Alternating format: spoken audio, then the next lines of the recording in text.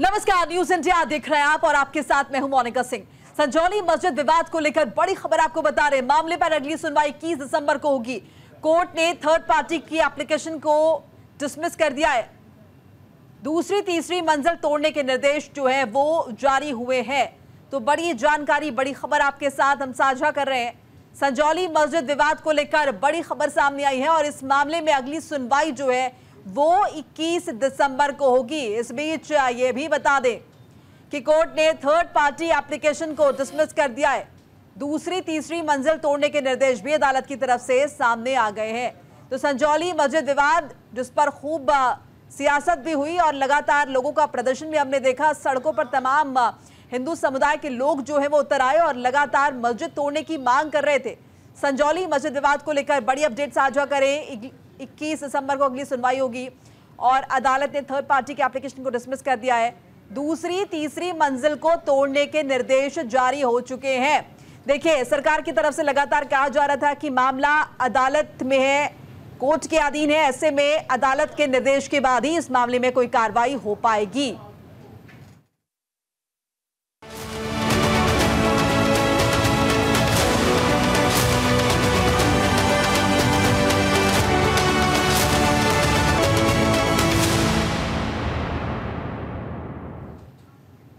हरियाणा का दंगल। जी, हरियाणा में 90 सीटों पर आज मतदान हो रहा है और वोटर्स में दिख रहा है जबरदस्त उत्साह भी।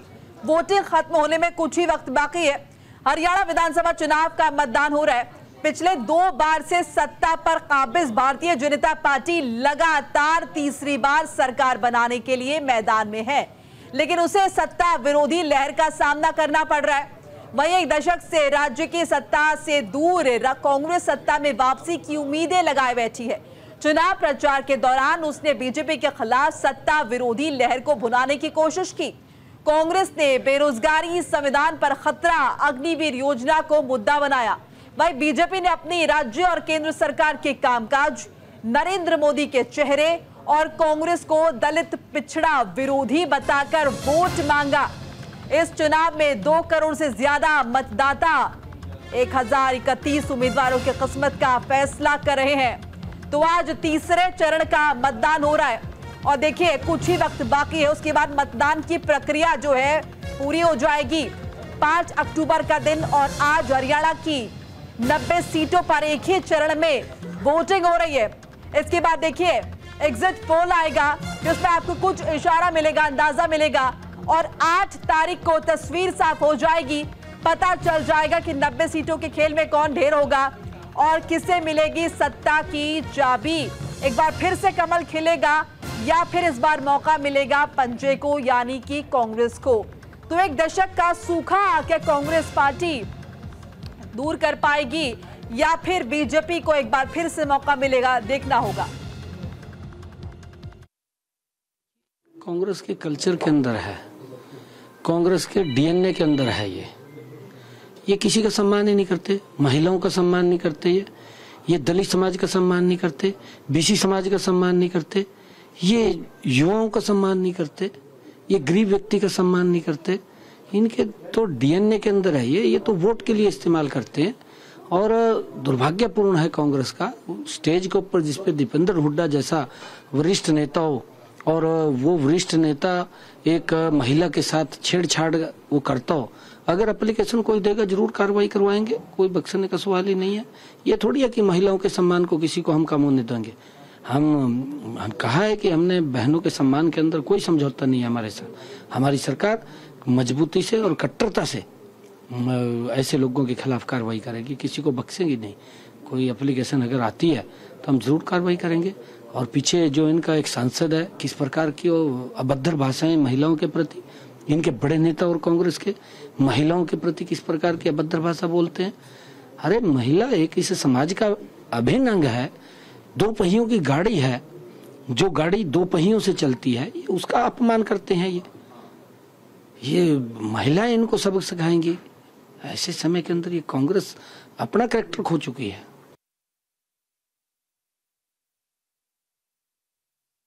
जिस तरह से आज मत हो रहा है, चल रहा है हरियाणा में, लोग निकल के बाहर आ रहे हैं, भारी संख्या में आ रहे हैं और कहीं ना कहीं ये दिखा रहा है कि कहीं ना कहीं भाजपा पीछे पिछड़ती जा रही है पूरे देश से।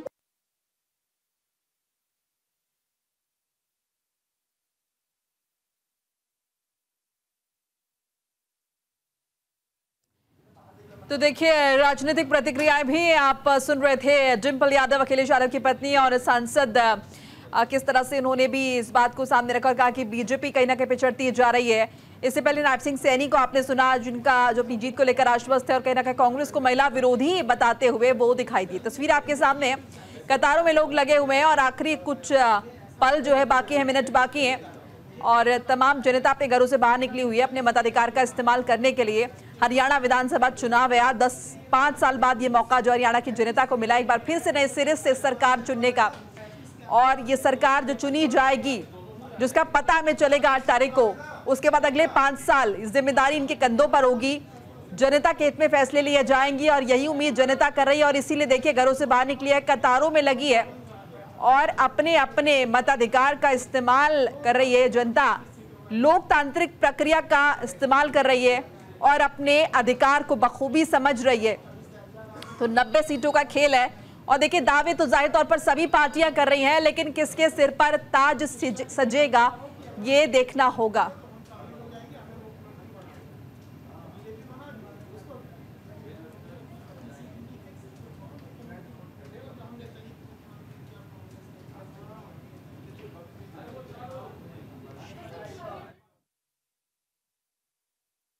पंचकुला से हमारे साथ हमारे सहयोगी अक्षय दीवान जुड़ चुके हैं, उनका रुख कर लेते हैं।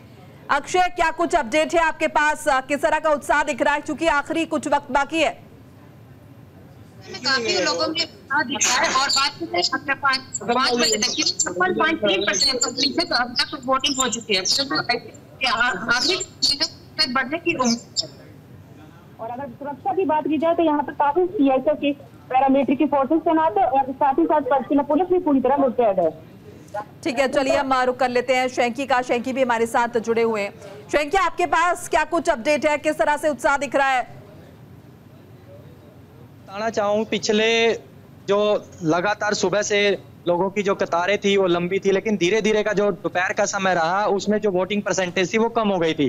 लेकिन जैसे जैसे दिन ढलना शुरू हुआ, लोग घरों से निकलने शुरू हुए, वोटिंग की जो परसेंटेज थी वो धीरे धीरे बढ़ने शुरू हुई।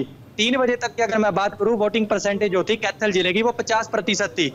लेकिन 6 बजे तक लोगों का मानना है कि जो वो वोटिंग परसेंटेज है वो 65 से 70% तक जा सकती है।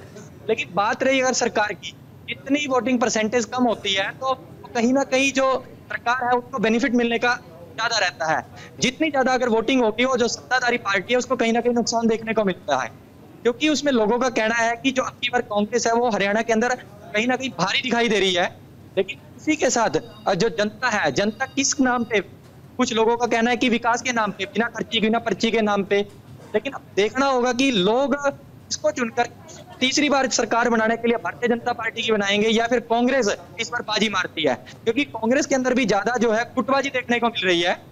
अगर शैलजा की बात करें, शैलजा ने भी ये कहा है कि जो हाई कमान है वो मेरे को कहीं ना कहीं इग्नोर नहीं करेगा, क्योंकि शैलजा ये चाहती है, वो मुख्यमंत्री का दावा है वो भूपेंद्र सिंह हुड्डा भी कर रहे हैं, सुरजेवाला चाहता है कि मैं मुख्यमंत्री बनूं हरियाणा के अंदर, लेकिन शैलजा भी चाहती है। शैलजा को दरकिनार करने के लिए कहीं ना कहीं अशोक तंवर जो है कांग्रेस में ज्वाइन करवाया है। अब देखने का बात कि कांग्रेस दाव किसके ऊपर खेलती। अब बात रही सीटों के ऊपर, के अंदर अगर कांग्रेस हैवी रहती तो कहीं ना कहीं जो है वो भारतीय पार्टी की मुश्किल का सामना करना पड़ सकता है निश्चित तौर पर। और एक बार फिर से अक्षय दीवान का रुख कर लेते हैं, पंचकुला से हमारे साथ है अक्षय। जैसे कि अभी शैंकी ने भी जिक्र किया कि चूंकि लोग ज्यादा तादाद में दिखाई दे रहे हैं और अपने मताधिकार का इस्तेमाल कर रहे हैं, तो कहीं ना कहीं ऐसा दिखाई देता है कि यहाँ पर जो जनता का रुझान है वो कांग्रेस पार्टी के पक्ष में है। पंचकुला में आपको क्या नजर आता है?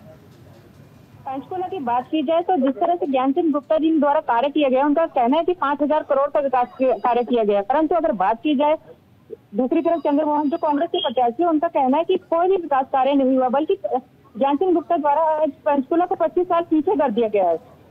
और इसके साथ ही उनका कहना है कि अगर वे सत्ता में वापस आते हैं तो वे पंचकुला को पेरिस की तर्ज पर बनाएंगे और साथ ही साथ जो यहाँ पर नशा है उसको बिल्कुल ही खत्म कर देंगे।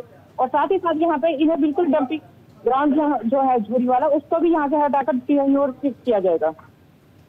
बिल्कुल अक्षय, आपके आसपास कुछ लोग भी मौजूद है, अगर आप उनसे बात कर सके और जान सके उनके रुझान के विषय में तो।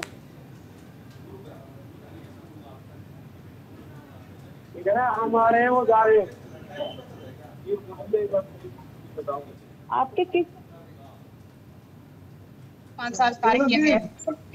5 साल पंचकुला का विकास, जगह जगह सड़कों में कहीं कोई विकास, इनकी निगाह में विकास होगा। और बाकी यात्री को पता लग जाएगा जो 5000 का कार्य है वो लोगों ने दिखा दिया, और हम जो है आज की डेट में मतलब इनकी तैयारी हो चुकी है और ये जाने। और जिस तरह से कार्य किया गया है ज्ञानचंद गुप्ता द्वारा, उसको लेकर क्या कहना चाहेंगे? कार्य कुछ भी नहीं हुए, कागजों में कार्य जरूर हुए, ग्राउंड लेवल पे ये 0 पे रहेगा। बस ये बिल्कुल हमारा 100% ये आने वाला टाइम कांग्रेस का है। कांग्रेस में पंचकुला में चौधरी चरण आ रहे हैं और अच्छे मार्जिन से जीत पाएंगे, ये हमारा बात है। तो बिल्कुल लोगों का यही कहना है कि जो आने वाले समय में वो चंद्रमोहन जी का है। और अगर बात की जाए यहाँ पर आम आदमी और जेडीपी की, तो उनका काफी हद तक दिख रहा है, परंतु वो जीत बिल्कुल भी नहीं है। बिल्कुल। एक बार चलिए शैंकी का फिर से रुख कर लेते हैं। शैंकी, अगर आपके आसपास भी कुछ लोग मौजूद है, अगर उनका रुझान भी आप जान पाए, साथ साथ तस्वीरें भी अगर आप दिखा पाए हमारे दर्शकों को न्यूज इंडिया के माध्यम से, तो कुछ लोग भी हैं उनसे भी जानते हैं, और कुछ जो लोग हैं मतदान केंद्र तक जो पहुंचे हैं उनसे भी बातचीत करने की कोशिश करेंगे, उनसे भी जानते हैं। तो मनोज जी, आज जो अगर मतदान का दिन था, लोग घरों से निकले थे, तो आप किस तरह से देख रहे हैं इस मतदान को? भी जो सरकार है वो तीसरी बार रिपीट होगी या फिर किसी ना किसी तरह से जो कांग्रेस हैवी थी, क्या कांग्रेस दावा कर सकती है इस बार? नहीं, अब की बार बीजेपी की सरकार तीसरी बार बनने जा रही है, क्योंकि राष्ट्रहित का मुद्दा सबसे बड़ा है। और जो भारतीय जनता पार्टी ने बिना खर्ची बिना पर्ची के नौकरियां दी हैं, जो विकास करवाए हैं, उसके तहत लगता है कि एक तरफा बीजेपी की सरकार आ रही है, तीसरी बार बिल्कुल आ रही है। हमारे साथ कुछ और भी हैं, उनसे भी जानते हैं। लगातार जेजेपी का यहाँ विधायक रहा, 5 साल जेजेपी के विधायक के रहने के बाद कुलवंत बाजीगर का समय भी रहा, लोग विकास के नाम पर मोहर लगा रहे हैं। लेकिन तीसरी बार क्या आपको लगता है कि हरियाणा के अंदर सरकार रिपीट होगी या फिर किसी न किसी तरह से जो कांग्रेस जो दावा कर रही है वो सरकार देखने को मिल सकती है? देखिए, सबसे पहले तो मैं आपका इंडिया टुडे न्यूज का यहाँ स्वागत करता हूँ आपका पहुँचने का। और जो आपने बात पीछे विधायक रहा, जो पिछला विधायक था उसने तो सारा चौपट कर दिया है, विकास के नाम पर यहाँ लग गया। तो बात रही बीजेपी की, लोग 10 साल से चुके हैं, अब की बात परिवर्तन बिल्कुल तय है। आने वाले इस प्रदेश के चौधरी अभय सिंह चौटाला, क्योंकि हम 25 सीटों पर जीतने जा रहे हैं जी। लेकिन चौधरी अभय सिंह चौटाला की बात करते हैं, उसको बी टीम भी मानते हैं भारतीय जनता पार्टी की। बी टीम तो आपने साथ देख लिया, बी टीम कौन है? आप वाले बी टीम चौधरी भूपेंद्र सिंह, ये तो आने वाले समय भी आपने राज्यसभा था, अब भाई साहब ने कहा था क्यों तो आप राज्यसभा का चुनाव वोट देंगे। वहां साहब तो प्रत्यक्ष निकलवा है। हमारे साथ कुछ और साथी भी, उनसे कांग्रेस के अंदर अगर देखा जाए तो 3 चेहरे, पार्टी एक फेस अनेक, इसको किस तरह से देख रहे हैं? 3 चेहरे कांग्रेस से पूछ रहे? कांग्रेस के अंदर पार्टी तो है लेकिन फेस अनेक है। उर्जावाला अपना दावा कर रहा है, कुमारी सैलजा अपना दावा कर रही है कि हाईकमान उसको इग्नोर नहीं करेगा, और भूपेंद्र सिंह हुड्डा कहता है कि हरियाणा का मुख्यमंत्री मैं ही हूँ। तो भूपेंद्र सिंह हुड्डा जी हैं, तो ये कह सकता भी कोई है, उन्हीं की है, उन्हीं ने टिकट बांटी, तो सीएम तो वही होंगे। और भी है, उनसे भी साथी से जान, आपने जो मतदान किया तो किन मुद्दे रख के किया? मुद्दे तो विकास के थे। विकास की बात तो आती है, लेकिन तो हर विधायक यहाँ से कहता है कि आया, लेकिन विकास के नाम पे आप किस तरह से देखते हैं? है राष्ट्रीय पार्टियों, क्षेत्रीय पार्टियों का कोई बाजू नहीं, है राष्ट्रीय पार्टी कांग्रेस और बीजेपी दोनों में टक्कर। तो जो लोग हैं, लोगों का जो अब की बार जो टक्कर है राष्ट्रीय जो पार्टी है, जो क्षेत्र। चलिए फरीदाबाद का रुख कर लेते हैं और मनोज भी हमारे साथ जुड़े हैं, वहां के हालात जान लेते हैं। मनोज, क्या कुछ फरीदाबाद में नजर आता है? फिलहाल अगर हम देखें तो मतदाता कितनी बड़ी तादाद में जुटे हुए हैं बूथ पर?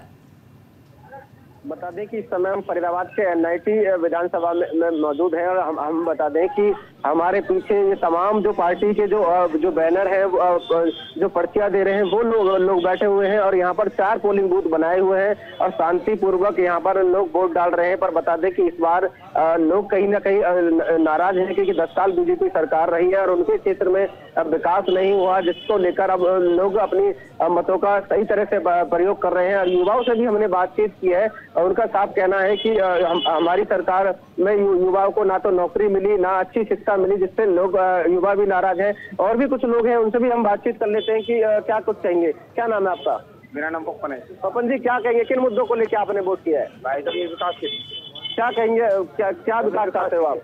हमें विकास चाहिए, पानी की समस्या, सीवर की समस्या, इसके लिए हमें विकास चाहिए, पढ़ाई की समस्या, बच्चों की, सरकारी स्कूल की समस्या। और भी लोग हैं, उनसे भी हम बातचीत कर लेते हैं कि क्या मुद्दे हैं, किन मुद्दों को लेकर वो वोट कर रहे हैं। क्या नाम है आपका? रवि चौहान नाम है मेरा। रवि जी, क्या कहेंगे, किन मुद्दों को लेकर आपने वोट किया है? सबसे पहले तो पानी की बहुत बड़ी समस्या है यहाँ पे, मीठा पानी बहुत ही कम आता है, जिस वजह से हमने वोट किया है। तो क्या कहेंगे, क्या वजह है लोगों को नाराजगी देखी जा रही है? क्योंकि 10 साल बीजेपी सरकार रही है, विकास नहीं हुए, लोगों के घर में अब आज तक पीने के पानी नहीं है, बिजली कट रहे थे, क्या दिक्कत आ जाती है? देखिए, किसी भी सरकार काम नहीं कर रही है, कभी पानी की समस्या हो पा रही है।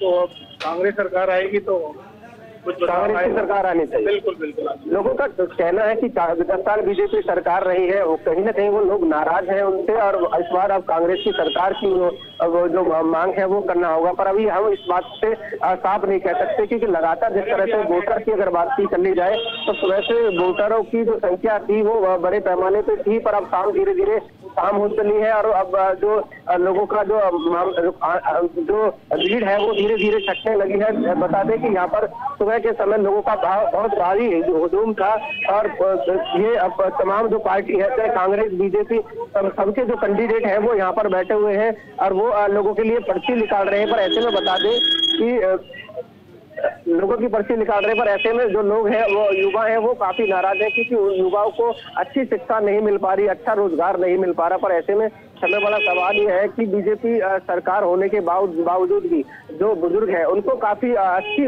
सुविधा मिली है। कुछ लोगों बुजुर्गों ने अच्छा बताया कि उनका ऑनलाइन पेंसिल बन गई है, ऑनलाइन राशन कार्ड बन गया है और कुछ अच्छी सुविधा मिली है। कुछ अच्छा बता रहे हैं तो कुछ बुरा बता रहे हैं, इस तरह की जो टिप्पणियां हैं वो लोग कर रहे हैं। और अब देखने वाली बात होगी कि 8 तारीख को इनका परिणाम निकलने वाला है। क्या कुछ नतीजे आते हैं। शुक्रिया मनोज शैंकी और अक्षय आपका हमारे साथ जुड़ने के लिए और जानकारियां साझा करने के लिए। आगे बढ़ जाते हैं। महाराष्ट्र के ठाणे में प्रधानमंत्री मोदी का बड़ा बयान सामने आया। बच गए तो बांटने वाले महफिल लगाएंगे, प्रधानमंत्री ने कहा। कांग्रेस का लक्ष्य है बांटो और सत्ता में रहो, ये पीएम मोदी ने कहा। एकता हमारी सबसे बड़ी ताकत है, अतीत से सबक लेना बेहद जरूरी है, ये प्रधानमंत्री नरेंद्र मोदी ने अपने संबोधन में कहा। उन्होंने कहा कि एकता हमारी सबसे बड़ी ताकत है। हालांकि देखिए, कांग्रेस पार्टी विश्वास रखती है बांटने पर विश्वास रखती है, तो विपक्ष पर बांटने की सियासत का आरोप प्रधानमंत्री नरेंद्र मोदी द्वारा लगाया गया।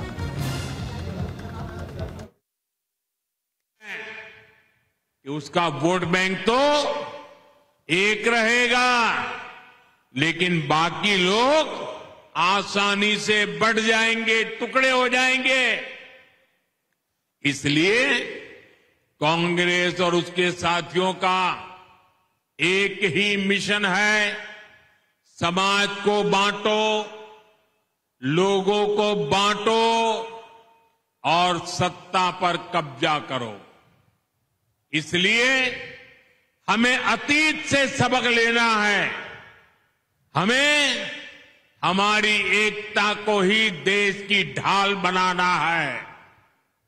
हमें याद रखना है, अगर हम बटेंगे तो बांटने वाले महफिल सजाएंगे। हमें कांग्रेस और महाआघाड़ी वालों के मंसूबों को कामयाब नहीं होने देना है। साथियों, जहां जहां कांग्रेस के कदम पड़ते जाते हैं वहां बंटाधार ही होता है। और इसी के साथ इस बुलेटिन में फिलहाल इतना ही। लगातार खबरों के लिए आप देखते रहिए न्यूज़ इंडिया। नमस्कार।